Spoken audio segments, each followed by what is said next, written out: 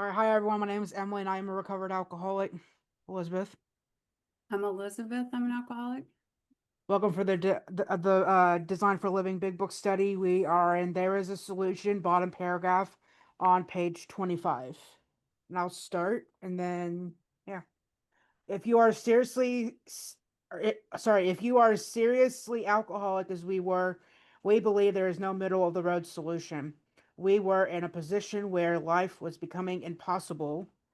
And if we passed into the region from which there is no return through human aid, we had but two alternatives. One was to go on the bitter end, blotting out the consciousness of our intolerable situation as best as we could, and the other to accept spiritual help.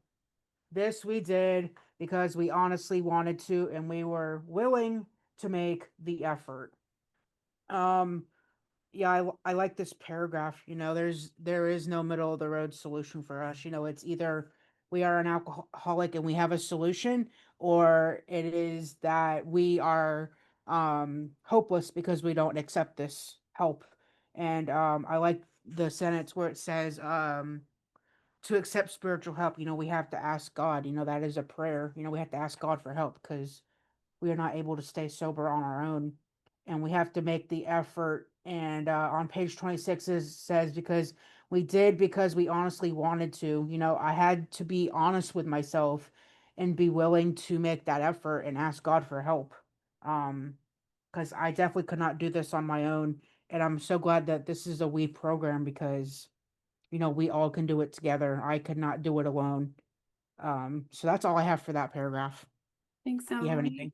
Hmm. Um, I love to come at this. My sponsor said that we always need to continue to have a new experience with this book. And I like to look at this paragraph from the perspective of someone with some time and look at how many times was I trying things my way, not Hmm. realizing that it was a middle of the road solution. And because as long as it works, if it works for me, then I'm not going to God. No thanks. And it says, and remember the big book was written, and there were a lot of low bottom drunks. They mentioned the people that didn't go as far as some others, but I know that for me, I have to be in a lot of pain. I had to be in a lot of pain for a lot of years in order to go to God. So when it says because we did this because we honestly wanted to, and we're willing to make the effort, I'm usually not until I'm in a lot of pain and my way isn't working. And then I remember, oh, that's right. I have two choices: to be in self or be with God. Those are the two Hmm. choices. That's it. There isn't anything in the middle. There's no third option. That's what helps me. Thanks. Thank you. Yep. All right, next paragraph. We're on the top of page 26. A certain American businessman had ability, good sense, and high character. For years, he had floundered from one sanitarium to another. He had consulted the best known American psychiatrists. Then he had gone to Europe, placing himself in the care of a celebrated physician, the psychiatrist Dr. Young, who prescribed for him through experience had made him skeptical. He finished his treatment with unusual confidence. His physical and mental condition were unusually good. Above all, he believed that he had acquired such a profound knowledge of the inner workings of his mind and its hidden springs that relapse was unthinkable. Nevertheless, he was drunk in a short time. More baffling still, he could give himself no satisfactory explanation for his fall. Yeah, before I came into these rooms, I had been in, mental hospitals pretty much the majority of my life. I drank because I was depressed. I drank because I was angry, upset. I drank just for any reason at all. But I feel like my drinking really did get bad once I, start going through some traumas and stuff. And this paragraph is pretty much just saying that Dr. Young, understood that we're alcoholics, and we have these physical and mental issues, and it's more of a spiritual aspect of our lives where we need to realize that we need God to intervene in our lives because we are sick people. And Yeah, we definitely do relapse if we don't, continuously do this work. And that's what I got out of this. Thanks, Emily. I Mhm. just realized that the last paragraph that we did, when it says to accept spiritual help, and then it says Mhm. we're willing to make the effort. So it's an effort, and I love the decision. The third step decision for me is an action step because it is an effort. It doesn't come naturally for me to let go of control and seek the assistance of a higher power at all. It is a choice and an effort. But yeah, on this one, it's interesting. I spent a lot of time in ACA as well, and I actually talked to somebody about this today, and I used to get really confused about this. Okay, when I was in ACA, it's like, well, this is where the healing's really at. Oh my gosh, right? Like those AAs, ugh, scraping the surface, good luck. And here I am going deep diving into my trauma and like looking at all the, and I did, and I did really good work. It was really hard. And I got to a point of, not that I was like fully healed and never triggered again, trust me, that didn't happen, but I did get to a point where I felt whole and integrated with that healing work. But then beyond that, that continuing to stay in self got me sick again, right? And that's what I think he's sort of talking about here, right? This guy thinks, oh, yeah, I know who I am now, so I'm good, right? But what do we get emphasized with over and over and over and over? We keep talking about during this big book study, and it keeps talking about it in the book. I can't stay in self. I literally can't. As an alcoholic, it doesn't go well. And that's why we have step 12. I can come and help other people. Well, actually, 10, 11, and 12. 10 watches for self, 11 says, God help me get out of self, and 12 says, here's how I do it, right? I'm going to go help others and not think about me. And I'm so grateful because I can hang out in 6 and 7 and think I'm trying to work on my defects and I'm navel gazing and I'm not good for anybody, including me. And how long before it's like, oh, I didn't get what I wanted, right? We don't get the job we wanted. We don't get the relationship we wanted. And then I have an excuse to drink, right? You can work the steps in reverse. So, Mhm. knowledge, again, knowledge isn't the deal. It's experience. It's having a spiritual experience. It's going to God. And when I go to God, I get to have something different. And I've experienced that. Amazing things. So yeah. Do you want me to read some? Sure, if you want to, yeah. Okay. Humbly putting on my glasses. I just graduated into needing readers for the big book. So yeah, thanks. Middle of page 26. So he returned to this doctor whom he admired and asked him point blank why he could not recover. He wished above all things to regain self-control. He seemed quite rational and well balanced with respect to other problems, yet he had no control whatever over alcohol. Why was this? He begged the doctor to tell him the whole truth and he got it. In the doctor's judgment, he was utterly hopeless. He could never regain his position in society, and he would have to place himself under lock and key or hire a bodyguard if he expected to live long. That was a great physician's opinion, but this man still lives and is a free man. He does not need a bodyguard, nor is he confined. He can go anywhere on this earth where other free men may go without disaster, provided he remains willing to maintain a certain simple attitude. Mm. Some of our alcoholic readers may think they can do without spiritual help. Let us tell you the rest of the conversation our friend had with his doctor. Is it okay if I go on a little bit first? Yeah, yeah. Okay. The doctor said, you have the mind of a chronic alcoholic. I have never seen one single case recover where that state of mind existed to the extent that it does in you. Our friend felt as though the gates of hell had closed on him with a clang. He said to the doctor, is there no exception? Yes. This is one of my favorite paragraphs, too. I have so many favorites. Yes, replied the doctor. Exceptions to cases such as yours have been occurring since early times. Here and there, once in a while, alcoholics have had what are called vital spiritual experiences. To me, these occurrences are phenomena. They appear to be in the nature of huge emotional displacements and rearrangements. Ideas, emotions, and attitudes, which were once the guiding forces of the lives of these men, are suddenly cast to one side, and a completely new set of conceptions and motives begin to dominate them. In fact, I've been trying to produce some such emotional rearrangement within you. With many individuals, the methods which I employed are successful. but I have never been successful with an alcoholic of your description. And, we read Appendix 2 last week, and it's start again here, because we're talking about an experience. We're not talking about going and sitting in church every week. It's something I have to live all day, every day, because my ability to go back into poor, pitiful me is so strong.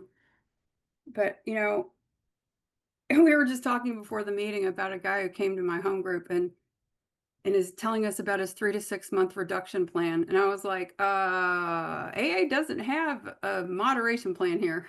But isn't it interesting, the people who are, they're successful and they're able to manage everywhere in their lives, except when it comes to alcohol. And what I have found, my alcoholic mind works a certain way. Its default is to do certain things. It walks around and looks for things to have a problem. I have a problem. There's a problem to solve somewhere. And I don't know where it comes from. Is it from my chemical makeup? Is it from my, childhood? What is it from? I don't know. But I know that this is why I picked up the first drink. I found out I was alcoholic after I started drinking, obviously, like picking up a loaded gun, but something prompted that. And that is what I'm still here to treat.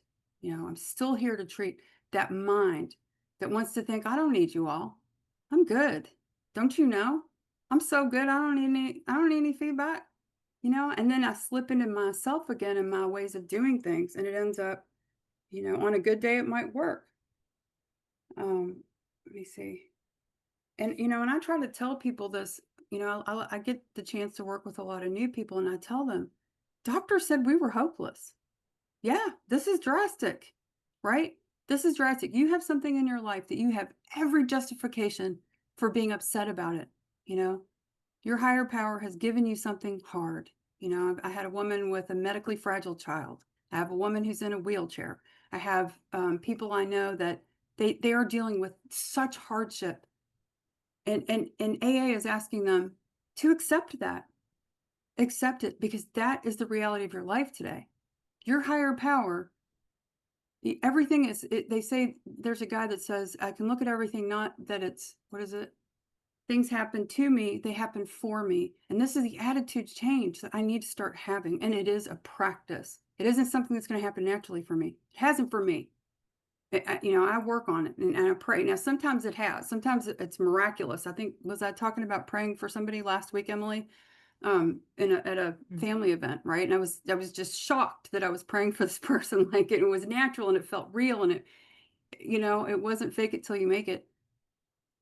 But if I don't have that attitude shift, I'm going to slip back into that thinking that's going to take me out of here. And when I tell people that doctors say, yeah, we're doomed. This is drastic. Yeah, except that you're in a wheelchair. Yeah, that sucks, right? But if you don't have a proper attitude and trust, there's some reason. We make that choice on page 53. I have a choice today. And the reason I make that choice is because I don't want to die of this disease. Plain and simple. Always goes back to step one. I have a deadly disease. Do I know that I do? Absolutely. Right? Anyway, I was passionate about that one. But and then the emotional displacements and rearrangements, ideas, emotions, and attitudes. When we talk about we stand at the turning point, completely new life. I'm not just adjusting my old life, but I also love this language, because for somebody who's agnostic, and I tend to get the ones that are, not quite sure about this God thing. You know what? This is a change of attitude. For me, when I turn to the idea of a higher power, whether I know who it is or not, something shifts in me. I get out of self. I become humble. I become quiet. I slow down. I'm waiting for an answer rather than providing them. And I have an experience that's different. And literally took me, what, last few years? I'm 37 years sober. I don't know why it took that long, but it did. Still not perfect, still learning. Totally, right? Anyway, go ahead, Emily. Yeah, I definitely like this section too. It just reminds me of, how sick I was when I first came in. I couldn't even hold a job. You know, um, I was homeless for a while. I had lost everything. And until I came into these rooms, like I started gaining everything back slowly. And I love how they say that, we are very chronically ill And you know, we actually have doctors now that actually understand us, because before they just want to like commit us and put us in jails and stuff like that, and put us in straitjackets because they didn't know how to deal with alcoholics. But now that, you know, we have AA and it's like 90 years around now, that, you know, they're actually able to get us some help, you know, detoxes, rehabs, treatment centers, of course, hospitals. But, you know, they also send us to AA and other programs if we have those, you know, issues. That is you know, that is our hope today, and I'm just so glad that, you know, today we have that, because otherwise I don't know where we would all be if we didn't have AA. I like this sentence here where it says ideas, emotions, and attitudes which were once the guiding forces of the lives of these men and are castly set one side, and a completely new set of conceptions and motives begin to dominate us. Yeah, absolutely. You know, when my emotions and my ideas and my attitudes get in the way of my usefulness to other people, and you know, trying to do God's will, you know, I end up like slipping down through the cracks. And it's just not very good, because you know, my will is not God's will, and I want to do absolutely the opposite of everything that God wants me to do. And then in that last paragraph where it says, upon hearing this, our friend was somewhat relieved that he reflected that after all he was a good church member. That was Roland Hazard, you know. You know, he kind of knew about alcoholics as well, and that definitely is hopeful to know that, you know, we have these people on our sides, and that, you know, they were here for us, you know, to help us in any way, shape, and form, as long as we were willing, honest, and open, you know, to be receptive. Okay, that's all I have, but I'll read. We're on page 28 at the top. Here was the terrible dilemma in which our friend found himself when he had the extraordinary experience, which, as we have already told you, made him a free man. We, in our turn, sought the same escape with all the desperation of drowning men. What seemed at first a flimsy reed has proven to be the loving and powerful hand of God. A new life has been freely given us, or if you prefer, a design for living that really works. Yeah, that is, you know, that is the 12 steps. You know, we have a design for living, you know, we have a program, and we have these principles that we try to live up to in all our affairs. And before that, you know, we are desperate, and we, you know, are suffering. Um, so yeah, that's all I have for that. Gotta unmute. Do you want to read? Do you want me to? If you want to read, yeah. Okay. Top of page 28. Here was the terrible dilemma in which our friend found himself when he had the extraordinary experience, which, as we have already told you, made him a free man. We, in turn, sought the same escape with all the desperation of drowning men. What seemed at first a flimsy reed has proved to be the loving and powerful hand of God. A new life has been given us, or, if you prefer, a design for living, and there's quotes around that really works.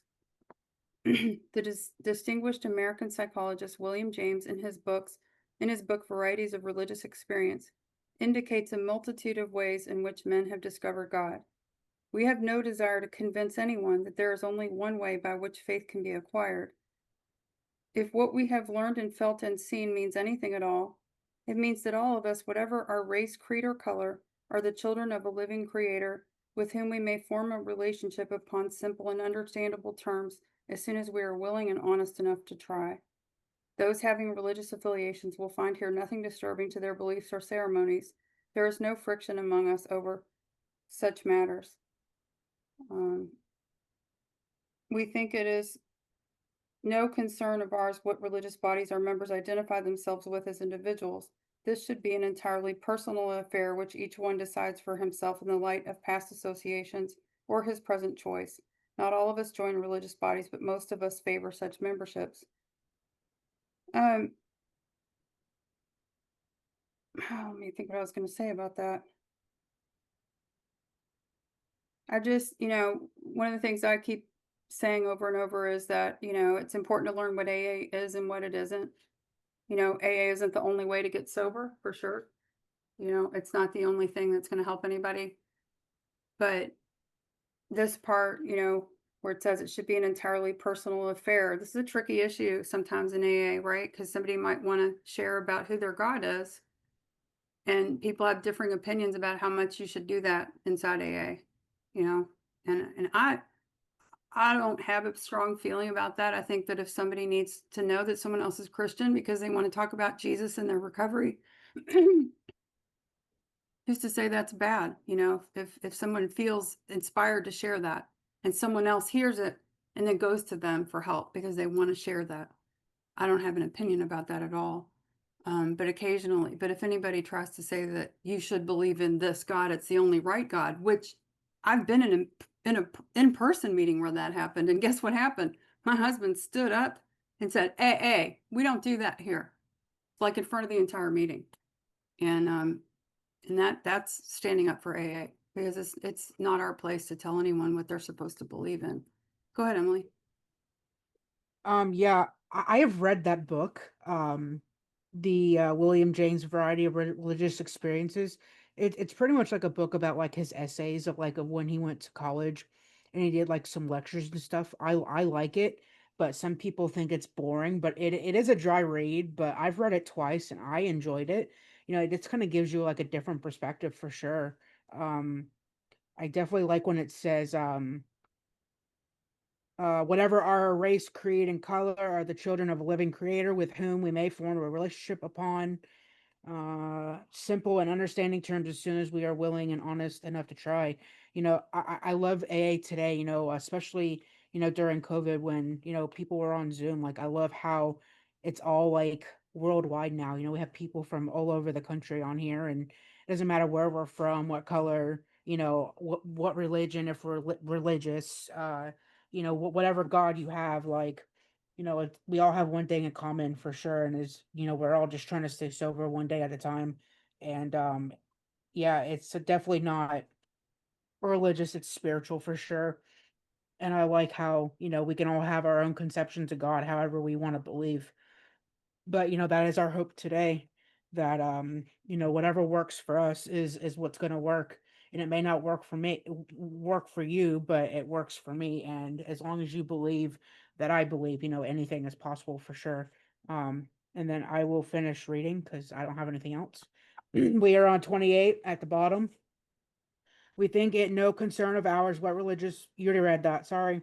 In the following chapter, there appears an explanation of alcoholism as we understand it, then a chapter addressed to the agnostic. Many who once were in this class are now among our members. Surprisingly enough, we find such convictions no great obstacle to a spiritual experience. Further on, clear cut directions are given showing how we recovered. These are followed by 42 personal experiences. Each individual in the personal stories describes in his own language and from his own point of view the way he established his relationship with God. These give a fair cross section of our membership and a clear cut idea of what has actually happened in their lives.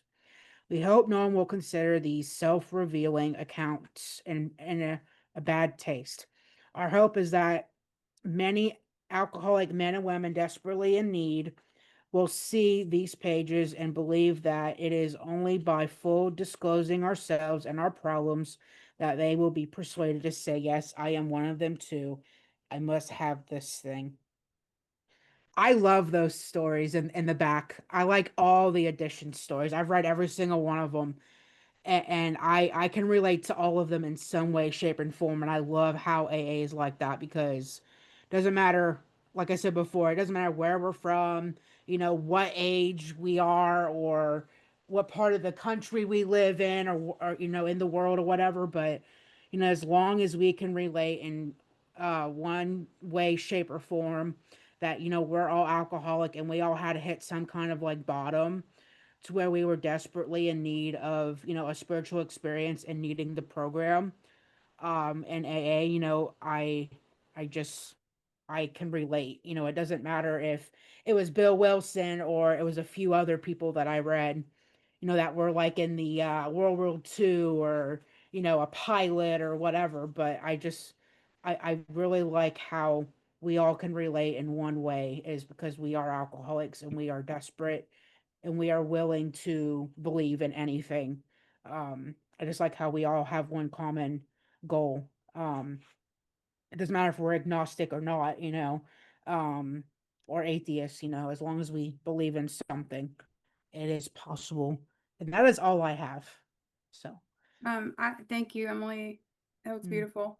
There are a few things I have to say about this. It says there's an explanation of alcoholism. I always tell people this is a wonderful resource to find out if you're alcoholic, and that's the first thing that someone needs to do when they get into AA is find out, are you an alcoholic or are you just a heavy drinker? What type of drinker are you? Do you need this? You know? Um, mm, so I like that. And it was actually it was the hot stove item that got me first. And then it was page 31 because by the time I stopped drinking, I was more into weed. I was smoking more marijuana that mm, year because somewhere I figured out that I don't get into as much trouble.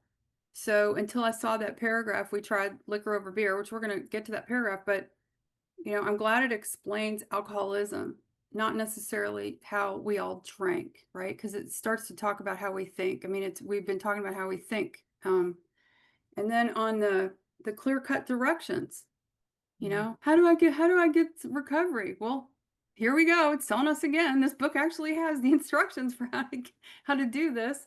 I keep saying the book's it's repetitive for a reason, right? We hit over the head a few times. And then this mm, next thing, each individual in the personal stories describes in his own language and from his own point of view the way he established his relationship with God. Okay. I come from the land of 40-minute drunkalogs and then a story about how I got to AA and everything's good now.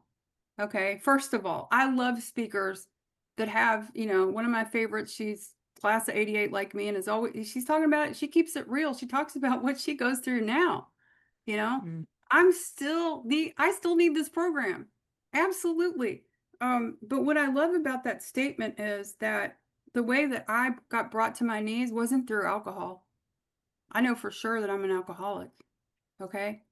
But it was 14 and a half years sober. I was in a toxic relationship with somebody who exhibited signs of narcissism.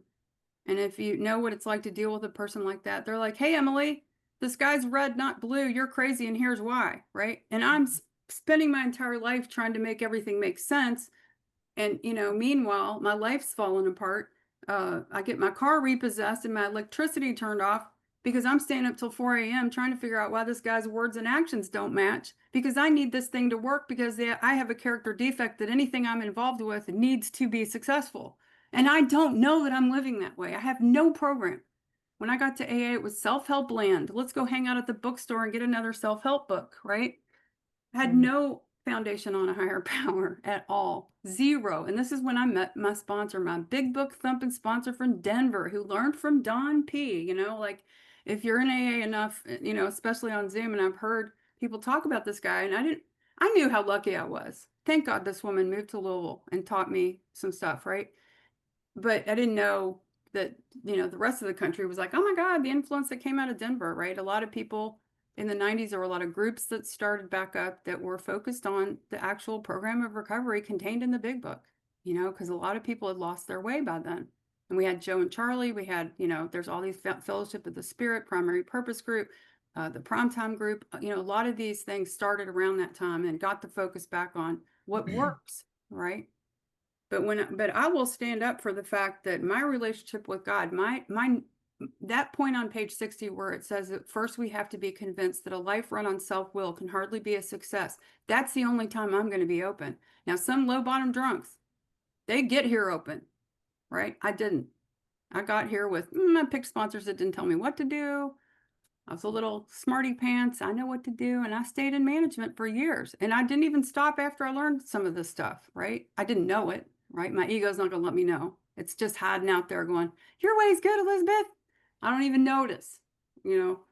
But, I've seen some groups that say, we don't want to say things like toxic relationship or inner child because we don't want to imply that we're affiliating with other programs. You know what? I'll point them back to this sentence right here. My alcoholism shows up in all kinds of ways. Alcohol was not the only way it showed up. this brain, I want to find something to fix me. Now, alcohol is the deadliest thing, right? But my sponsor said we get sober and we run around trying to find everything else that works until it doesn't. And then we're down to a drink or God. And how many people do you know need that message? You know, we're not always just talking to the newcomer. We're talking to the older timer who doesn't have a program and they're starting to get really crispy on the edges again. And they're ready to walk out this door or blow their brains out, right? Because alcohol doesn't work anymore. Yes, have known a lot of people like that. And I'm so thankful that 5 years ago, I landed in a group that talks about how I treat my alcoholism today. They don't even do drunkalogs at that group. That's part of their format. We don't do drunkalogs here. We've heard enough of those. We want to know how we treat this thing today. Thank God. No way. I wouldn't have lived through 2022. I can promise you. No way. So I stand up for this because my story is a little different, but it's my story. And that's what we come in here with, right? Each of us has our own story, no matter how new you are. Some part of your story is meant to help somebody. I believe that wholeheartedly. My story is that I was brought to my knees by a relationship at 14 years sober, right? That's what got me open and asking for help. Does that mean I'm not an alcoholic or I need to be in some other program? Hell no. That's just how my alcoholism was showing up that day, you know, or that year or whatever, right? I'm trying to fix me from the outside in with something and it's not working. And I need a God bad. So, you know, I'll come up against anybody with this sentence. The other thing is AA does not have official literature, at least not that any of my friends have been able to find, because we went on a little, people like to talk like they're AA authorities, right? You're not supposed to use profanity. That's a fourth tradition issue. Each group can decide that for themselves. There is no guidance that any of my friends have been able to find that you're not allowed to cuss according to AA. GSO, at least in America, possibly in the UK. Not really sure about the UK side, but then there's other GSOs, right? But yeah, man, get a hold of, if you want to hear somebody cuss, get a hold of some Chris R recordings. Chris R from Ingram, Texas, from the 90s. I was in the land of open discussion, dump your problems, and I heard Chris R talk, and he was cussing and yelling and like, how dare you talk about your divorce when there's two guys sitting on the back row shaking, trying to figure out how they can stay sober for one day, right? And he would cuss and yell at the audience, and I was like, yes, yes. And how do you know somebody doesn't come in here and that's how they talk? You know, and that's how they need to know it's okay. You know, and I try not to cuss at when I'm asked to speak out of respect, because I don't, you know, it's not like I'm going to go ask, hey, can I cuss? You know, at this group. Sometimes you know if you can. Sometimes you know you can just know the group a little bit. But I just want to point out to anyone that's another case where people love to act like an AA authority and that it's somewhere in the, no, it's not. Show me where it is if I'm wrong. I know there's one guy in here that probably knows a lot more than I do. Rob, if you know of anything, let me know. I'd like to know.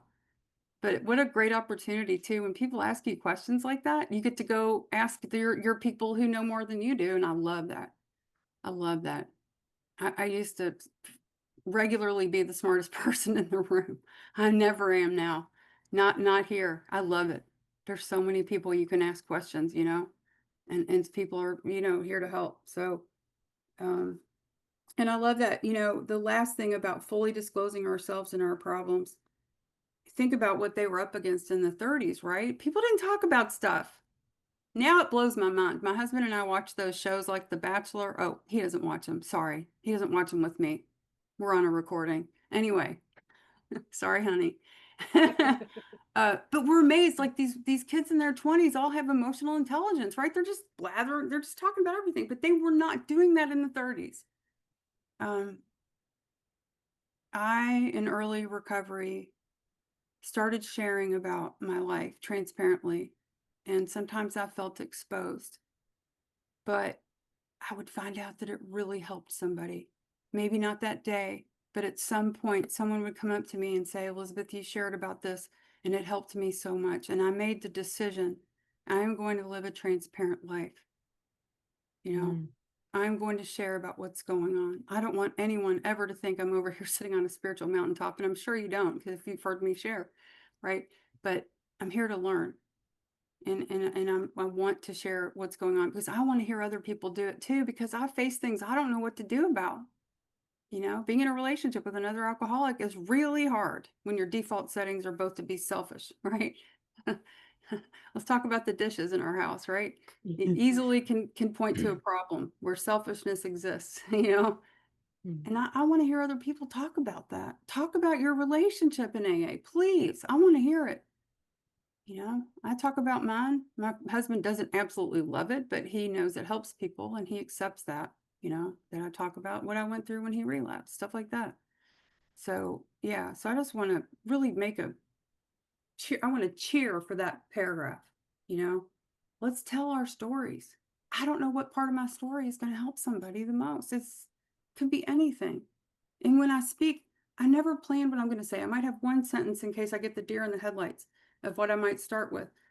But sometimes when I share, I'll be sharing and the flow is going, and I'll share something I don't normally share. And I think, huh, that's weird. I don't normally share that. I wonder why. And one time I did, and this woman called me and she said she was in treatment. She was only going to stay for the 72 hours she was forced to until she heard me share that particular thing that I usually didn't share about. So yeah, it's about asking God, what part of my story needs to be helpful? And I don't know, but I share it just in case it is. That's it for me. Cool. Yeah. I was gonna say one more thing. If any of you guys have not read the stories, I highly recommend them for sure. You know, helped me early on in sobriety, you know, just to be able to relate and be familiar, you know, with them. And yeah, that's all I had. I'll stop the recording and we can open up the room for any questions or comments or anything. All right.